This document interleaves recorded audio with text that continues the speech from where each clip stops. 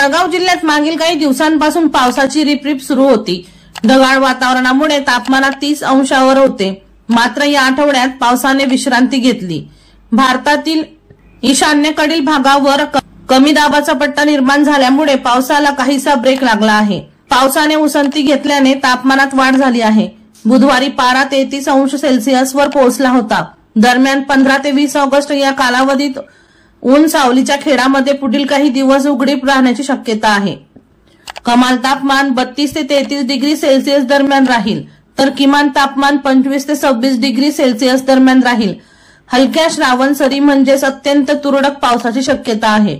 22 August पासून हवामान बदल होऊन महिन्याच्या अखेरीस पावसाचा जोर वाढण्याची शक्यता आहे। दरम्यानच्या काळात आर्द्रता 65 ते 70% राहील, त्यामुळे तापमान कमी असतानाही उकाडा जाणवणार आहे। बुधवारी तापमान 33 अंशावर पोहोचल्यामुळे उकाडा जाणवल्याचे हवामान अभ्यासक यांनी सांगितले। वर्षा लोहार यांचा रिपोर्ट V1 लाईव्ह जळगाव।